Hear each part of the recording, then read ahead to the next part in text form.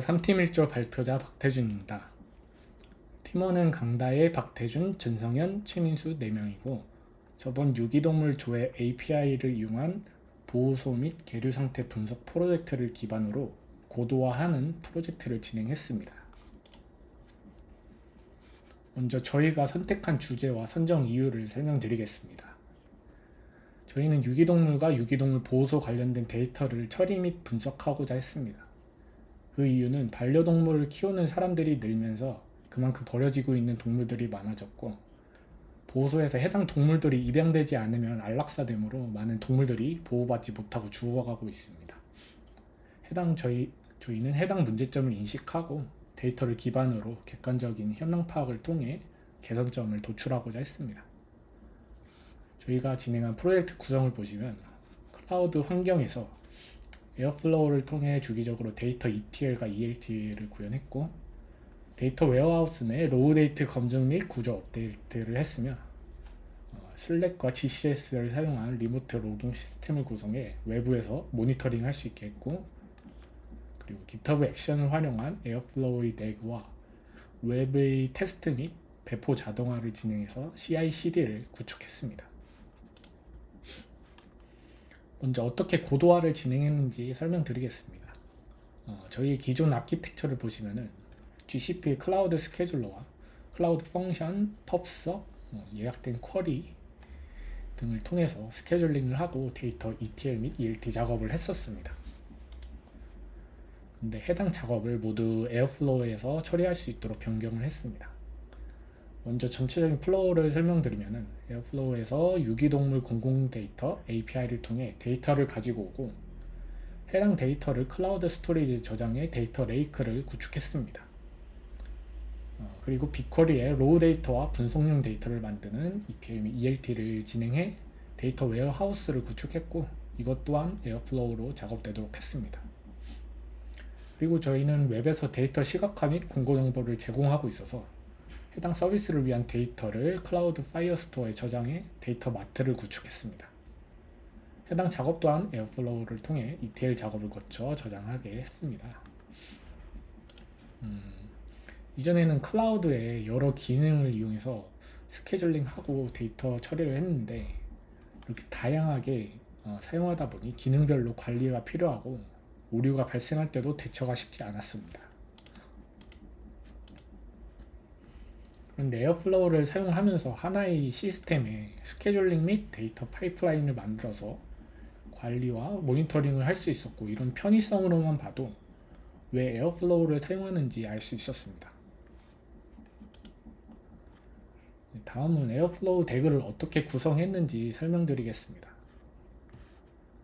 저희는 유기동물의 보호기간이 최대 30일이라고 가정했고, 최근 30일 이내에 유기동물 데이터를 적재시켰습니다.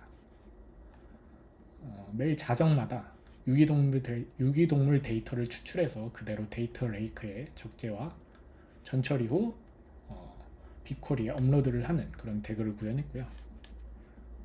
그리고 공공 데이터가 실시간으로 올라오기 때문에 당일에 추출된 데이터 변화를 이용한 어떤 데이터 시각화 서비스를 하기 위해서 10분 단위로 최신 데이터를 추출하고 GCS에 데이터를 적재 후 그 적재된 데이터를 전처리해서 빅쿼리에 업로드하는 그런 대그가 있고요. 그리고 매일 12시 20분에 빅쿼리에 적재된 로우 데이터를 분석이 용이하도록 새로운 테이블을 만드는 ELT형 대그가 있습니다.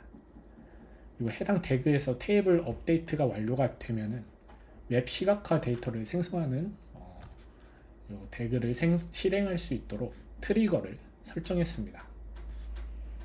웹에서는 총 12개의 차트 및 공고 데이터를 서비스하고 있고, 이를 위해서 빅쿼리에서 추출, 전처리, 그리고 파이어스토어라는 NoSQL DB에 적재하는 ELT, ETL용 대그를 각 차트별로 구현을 했습니다. 이 대그는 쿼리 내용과 적재되는 이름만 변경해주면 돼서 변경되는 쿼리와 기타 정보를 야물 파일에 저장하고 진자 템플릿을 이용해서 다이나믹 대그가 생성되도록 했습니다. 이렇게 생성된 12개의 대그는 차트 1번부터 완료 후 차례대로 다음 대그로 넘어가는 트리거를 이용해 실행되도록 했습니다. 네. 다음은 저희가 실행되고 있는 덱을 어떻게 모니터링하고 있는지 설명드리겠습니다. 먼저 각 덱별 로그를 클라우드 위에 돌아가고 있는 서버에 저장하지 않고 모두 GCS에 저장되도록 해 외부에서 쉽게 접근할 수 있도록 했습니다.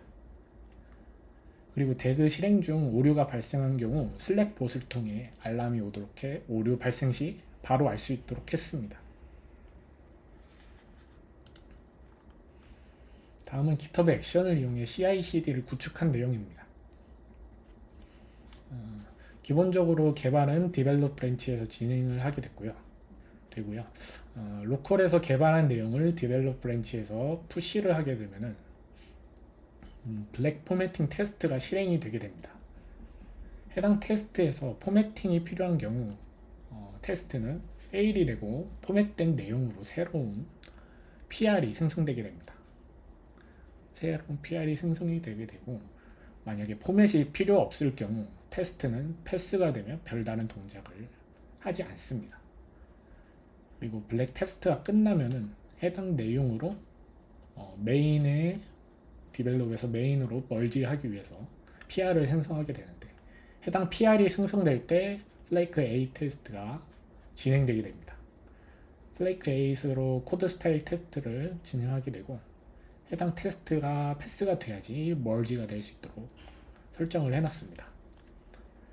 이렇게 테스트가 모두 정상적으로 끝났다면 멀지를 하면 되고 멀지 후 CD가 동작하게 됩니다. CD에는 클라우드에서 돌고 있는 에어플로우의 덱을 배포할 수 있게 했습니다. 배포 시 CRI 환경을 생성해서 SSH로 클라우드에 돌고 있는 에어플로우에 접속하게 되고요. 그리고 GitHub에 있는 덱을 카피하고 그 다음에 다이나믹 덱을 제너레이팅 하게 해서 변경된 내용을 배포를 하게 했습니다. 그리고 저희는 웹도 서비스를 하고 있기 때문에 웹에 배포하기 전에 제스트를 이용해 테스트를 거친 후 배포를 할 수 있도록 했습니다. 다음은 NoSQL 방식의 데이터베이스인 파이어스토어의 구조를 변경한 내용에 대해 설명드리겠습니다. 변경 전에는 유기동물 공공 데이터를 위해서 컬렉션을 여러 개 나누고 컬렉션의 문서 하나에 JSON 형태의 리스트를 저장했습니다. 이렇게 한 이유는 데이터를 리스트로 저장할 경우에 한 번의 요청으로 대량의 데이터를 저장할 수 있었기에 속도 측면에서 이렇게 저장했고요. 문서 하나에 1MB라는 크기 제한이 있어서 여러 개의 서브 컬렉션을 만들어서 저장을 하게 되었습니다. 하지만 이렇게 저장을 할 경우 웹에서 데이터를 가지고 올 때 쿼리를 적용하기 힘들어서 데이터를 다루기 힘들다는 단점이 있었습니다. 그래서 변경한 구조를 보시면 컬렉션 하나에 여러 공고 번호별로 문서를 저장하게 변경했고요. 해당 문서를 통해 바로 데이터가 조회될 수 있도록 변경을 했습니다. 이렇게 변경 후에 앱에서 쿼리가 가능하게 되면서 앱에서 페이지네이션 기능을 추가할 수 있었습니다. 하지만 도큐먼트를 저장할 때 굉장히 속도가 느려지고 최신 공고로 관리하기 위해서 기존 데이터를 삭제 작업 시 문서 아이디를 찾아서 지워야 하는 번거로운 작업이 생겼는데요. 삭제는 어쩔 수 없다고 쳐도 저장 속도가 너무 느려서 저희는 개선이 필요했었습니다. 그래서 간단하게 개선한 내용을 설명드리면은 일단 파이어스토어의 문서 단위로 저장을 빠르게 진행할 경우 부하가 발생해가지고 그로 인해 저장 속도 저하가 발생을 했고요.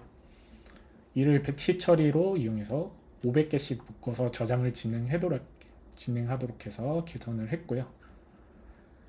그래서 결과가 기존에 20분 이상 걸리던 작업을 4분으로 단축시킬 수 있었습니다. 이런 개선 작업을 통해서 파이어스토어는 프로덕션 DB에는 적합하지 않다는 걸 알 수 있었습니다. 파이어스토어 자체적으로 속도 제한이 있어서 빠르게 도큐멘트를 업데이트할 수 없다는 게 가장 큰 단점인 것 같습니다. 네, 마지막으로 저희가 처리한 데이터를 이용해 서비스하고 있는 시각화 웹사이트를 보여드리면서 마무리하겠습니다.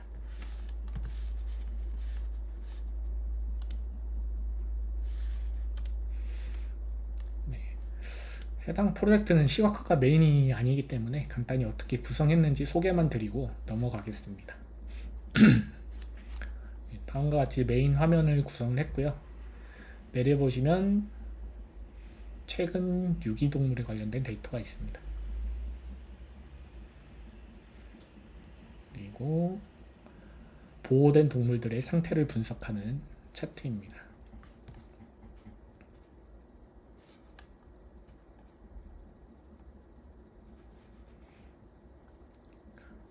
그리고 보호된 동물들을 죄송합니다.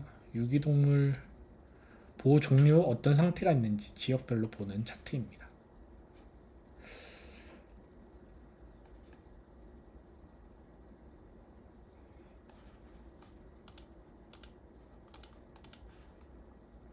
다음은 유기동물 발생 수를 분기별로 시각화한 차트입니다.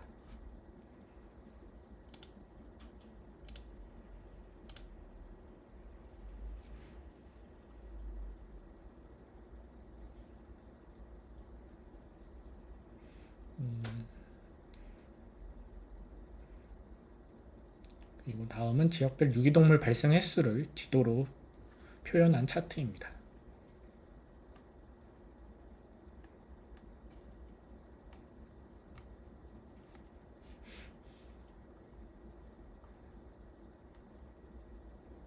그리고 지역별 소득 수준 및 유기 건수를 보여주는 차트입니다.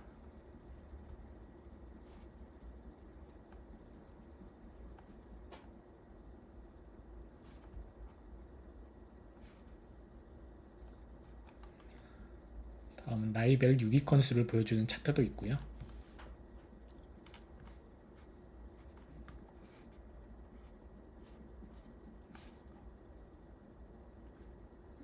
그리고 품종별 유기된 동물 수를 트리맵으로 보여준 차트입니다.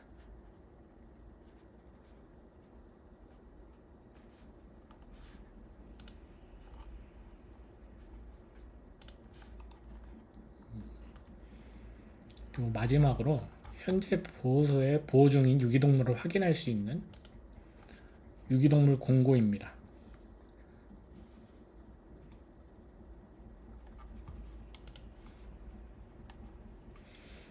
아까 말씀드린 대로 파이어스토어 저장 방식을 변경해서 페이지네이션을 구현할 수 있었고요. 자세한 내용을 보고 싶으시면은 해당 주소에 들어오시면 보실 수 있습니다.